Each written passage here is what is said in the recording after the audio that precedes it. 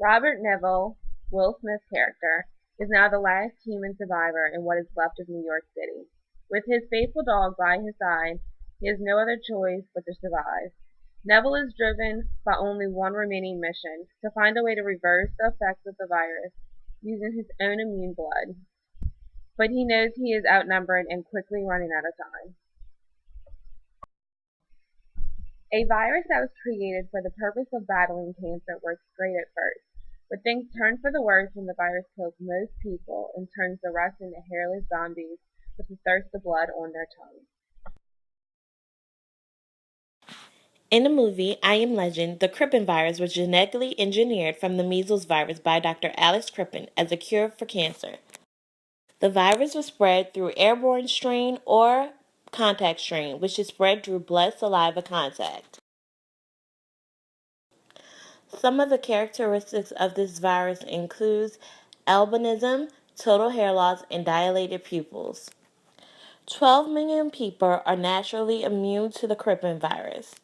The main character, Robert Neville, creates a vaccine for this virus using his own blood. But is this really possible?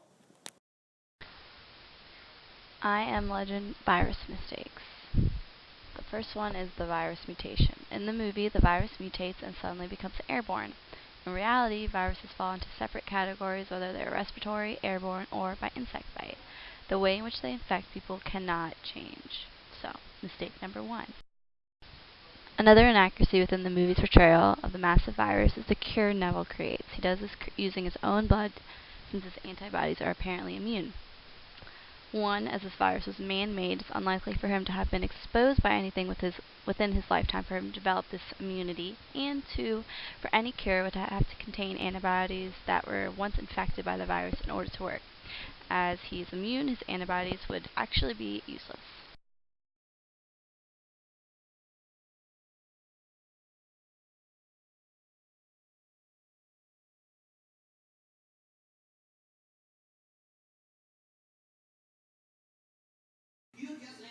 Hello, my name is Paris Banks, and I will be presenting the problems in I Am Legend. Um, throughout the premise of the movie, they talk about New York City in this post-apocalyptic urban jungle. So, could this actually happen? Could there be New York City actually turn into a jungle, if you will? And actually, it is true. According to Alan Westman's The World Without Us, it presents just facts about what if one day everyone on the world vanished? What would happen to the earth? Specifically, what would happen to cities? So, of course, there will be overgrown vines and grass and things like that.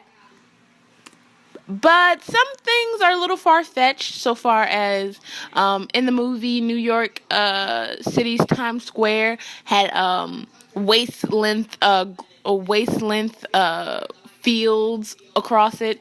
Come on now, there isn't even a type of species of grass that grows that high that's planted in Times Square. So that's a little far-fetched. On the other hand, this urban jungle would be eco-friendly.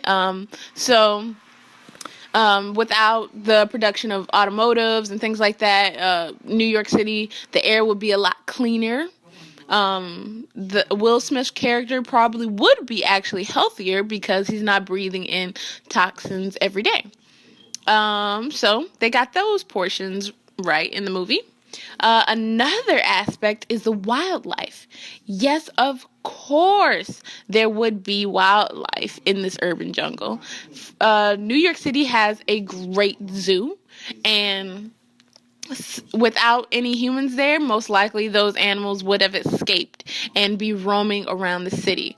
On the plus side, they didn't really talk about things like roaches and rats and things like that. They probably wouldn't exist anymore in this post-apocalyptic New York City because they need humans to survive. Roaches need that heat and that warmth, so they probably not be around.